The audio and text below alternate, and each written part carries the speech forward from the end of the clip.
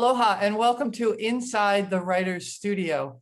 I'm your host, Eila Algood, and I'm happy today to be bringing to you Jim Larsen from the southern part of Hawaii Island. He'll be reading a piece of written work that he has prepared for today, and then we're going to talk story and get to know him a bit as a writer. Welcome, Jim. I'd like to read a portion of my book, The Chronicles of Spoonie, volumes 1 through 3, Tales of a Completely Fucked Up Kid. What is happening in this scene? Jenny Barnes is having her 10th birthday party. Her mom forced her to invite Spoonie. She doesn't like Spoonie, though. And she's very upset that she has to invite him mostly because her Aunt Sarah is at the party.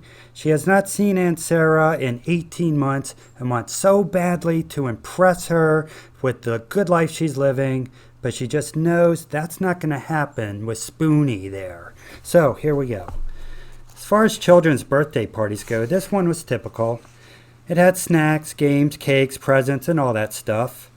What made this one different from other birthday parties going on in the world at that time was this Jenny, Spoonie, Aunt Sarah dynamic.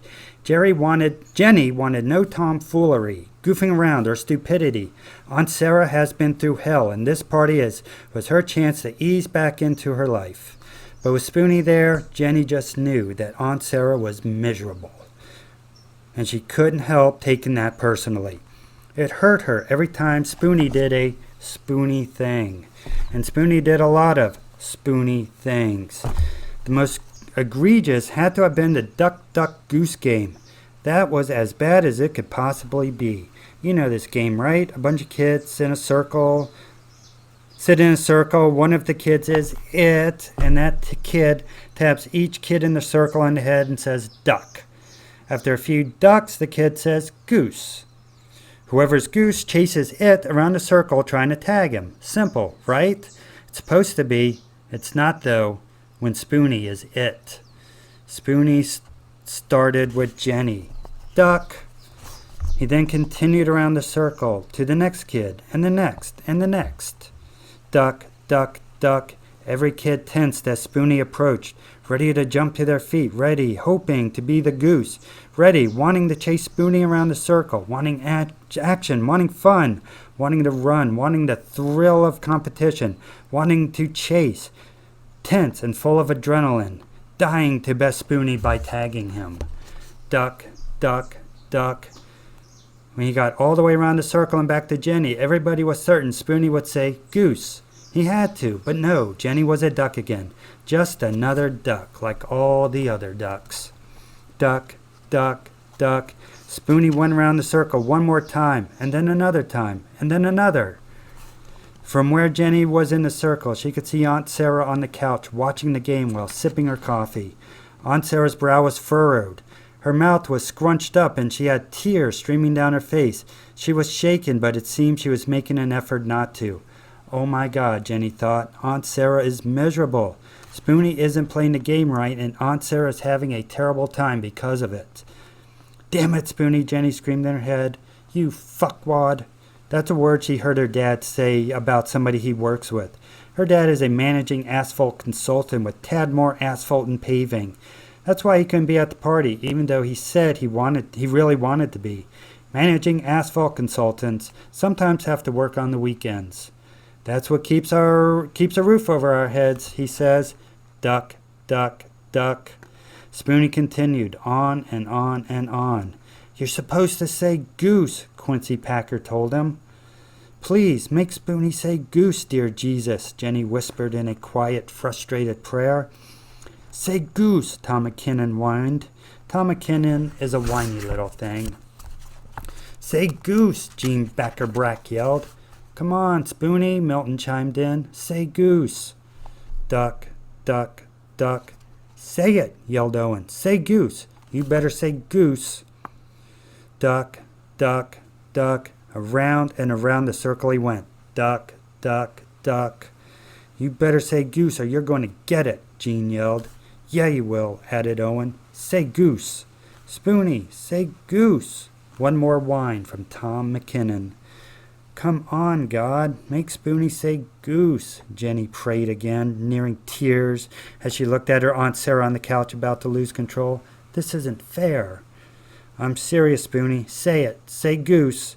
Jean's temper was flaring. Duck, duck, duck. What if he never says goose, Jenny wondered.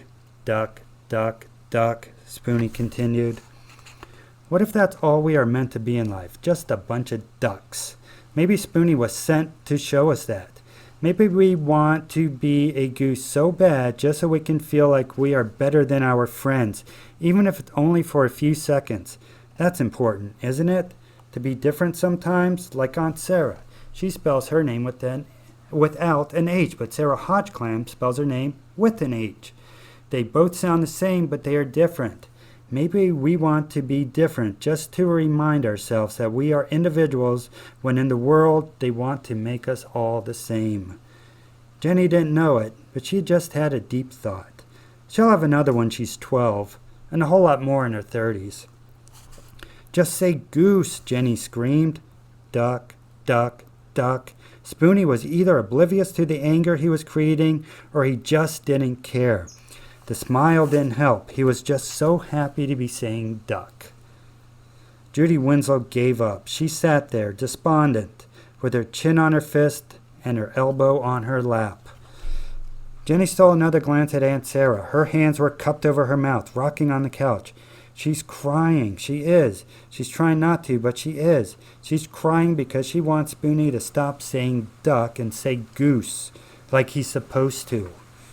Spoonie went on. What's it been now? 5 minutes? 10? Can anybody remember life before Spoonie's relentless duck, duck, duck? Say goose, Spoonie. Yet another whine from whiny little Tom McKinnon. How much more can any of them take? Mom, Jenny yelled. Spoonie won't say duck. Spoonie, say... Mom, Jenny yelled. Spoonie won't say goose. Spoonie, say goose, or so somebody else can have a turn, Jenny's mom said. Duck, duck, duck. Oh, Jesus, Aunt Sarah said. This is too much. She got up and hurried to the door with one hand covering her mouth and the tears streaming down her face. Damn it, Spoonie, Jenny said. Nobody heard her over the escalating uproar. Say goose, Jean said one more time. Come on, Spoonie, Quincy Packer shouted.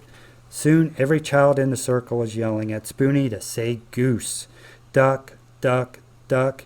He gave no hint that he would ever say goose. Whoever's head he tapped, they just shoot his hand away. Enough was enough. Oh, for God's sake, Verani said. Enough of this. She got up to stretch her legs. Hey, Spoonie yelled at her. You're not goose. No cheating. I'm not cheating, Verani said. You're not saying goose. I was just about to, Spoonie said. Oh, bull, Verani answered. Sensing a riot about to happen, Jenny's mom spoke up. Why don't you open your presents now, Jenny? She suggested. Good idea, Jenny said. She stood up. The others did too. Open mine first, Spoonie yelled, the game completely forgotten. He snatched his present off the table and thrust it into Jenny's hand. But where was Aunt Sarah? Did she leave? Jenny wasn't about to open her presents without her there to watch. If Spoonie's shenanigans ran her off... But they hadn't. Aunt Sarah came back in the house composed. Good, Jenny thought. She's okay. Aunt Sarah, I'm just about to open my presents, Jenny said. Oh, Aunt Sarah said. She sat back down on the couch. Jenny looked at the present in her hand. It was a shoebox with a loose piece of wrapping paper dangling from the side of it with a single piece of tape. The sight of it made Jenny shiver. So thank you, Jim, for reading your piece. And let's get to know you a bit as a writer, if that's okay. Can you first tell us where you're located on Hawaii Island? I am down near Kalapana in Lower Puna. Have you been there a long time? I've lived in Hawaii now for 14 years. Most of that time has been here. I have lived on a couple of other islands for work, but this is home. This is where I always come back to. So I'm here now and I plan to stay. Well, thanks for taking the time today to be on the show. And Can you tell us a little bit about what inspired you with this particular story? This story, I was actually living in India at the time when this story came to me. I was at a Buddhist monastery. I was their English teacher. I was living there for 6 months. All the monks were from Tibet or Nepal or Bhutan. And the title first. The title, Spoonie Ruins Everything. At this monastery in the dining hall, everybody ate with a spoon. There were no forks, there were no knives, it was just spoons. And I was thinking one day, that's interesting. I bet you in America, if somebody only ate with a spoon, they would probably get some kind of a nickname like Spoonie. So that was on my mind. And at this monastery, some of the monks there that were my students, I was the English teacher, some of them were children. And there's a Let's pick it up with you said that you were teaching children also how to, that you were teaching English, correct, as a second language? right. Yeah, so what did you want to say about that? So you got the part where I said I was teaching children. Okay. So there were about 15 or so children monks there that were also my students. And one of them, I just sort of noticed that whenever he was around, things would just go wrong. And the other kids just didn't seem to like him very much. There was just something about him. So I was walking around the prayer hall one evening after dinner because that's just what we did at the monastery. It was the nightlife of the monastery to want about that. Spoonie and Kid Who Ruins Everything. And those two ideas just sort of came together. And I heard in my mind, Spoonie Ruins Everything. And I thought, that's a title. I'm going to write a story called Spoonie Ruins Everything about a kid who just ruins things. And I thought it was going to be maybe a 5-page short story about Spoonie ruining a birthday party, but it turned into this book, 3 parts with part 4, 5, and 6 pending. I'm writing parts 4, 5, and 6 right now. So that's where Spoonie came from. It was just the title and then the story. And how long have you been writing? Like, have you, would you consider yourself a writer? Some people don't like the title, so I'm curious how you see yourself and how long you've been writing. I like the title writer. I think it fits me. I've been writing most of my life. I remember if I even could write, I would dictate stories to my mom and she would write them down for me. But really, I think I became a writer when I was 16 years old in 10th grade. It's when I got my first movie camera. It was a Super 8 camera. This before VHS was a big thing. Uh-huh. And I would write scripts. I would write scripts and I would get my friends together to go shoot these scripts. And from writing those scripts, I really developed an appreciation for the art of storytelling. And I got the VHS camera and I would just make movie after movie, writing script after script. And that's when I really considered myself a writer. And do High you school. still do any filming like that? Do you do any more script writing? Are you still doing that? Yeah, I do. I'll show you a movie I made actually. This came out in the 1990s. I wrote this script. I shot it in my own house in Uh-huh. Virginia. It's called Butt Crack. It's a totally crazy, wild zombie story.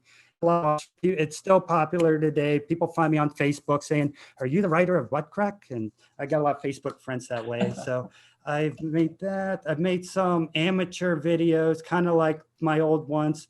That's what I mentioned in high school. Those were called Nigel the Psychopath. It's just my version of the Friday the 13th stories, basically. But they went off in different directions. They weren't just straight remakes of Jason. I had my own story I was telling. And I was very proud of those. And I have on my YouTube channel, I recently did a 33rd anniversary director's cut of all the videos. So, and recently I've done a fair share of videos here in Hawaii. They're on my YouTube channel. So yeah, And I what's your, continue to write. if somebody was curious about how to locate your YouTube channel, how would they find it? You can look on my webpage, byjimlarsen.com, or search on YouTube by jimlarsen.com. And Larsen is Larsen? That's right, Larsen. Okay. Well, that's very, very helpful. What else would you like people to know about you as a writer? When I write, I try to be unique when I write. My philosophy about being a writer is to show the world before, or if it has seen it before, show it from an angle maybe they never thought to look at it before. I like to get people to think thoughts maybe they haven't thought before.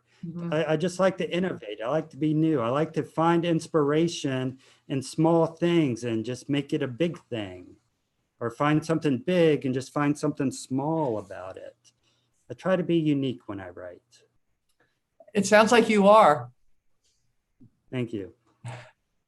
Well, I really appreciate you being here today on the show. We've had a little bit of technical, we've had a bit of technical challenge, but that's just the way life is these days when we go on the internet, especially when you live, you're living down there in Pune, and where I live, I'm actually off grid. So we have satellite internet, which can be temperamental as well. Right. Yeah. So for those watching, if you want to know more about the Hawaii Writers Guild, you can go to our website, hawaiiwritersguild.com. There's also a Facebook page for Hawaii Writers Guild. Thank you for watching, and until next time, aloha.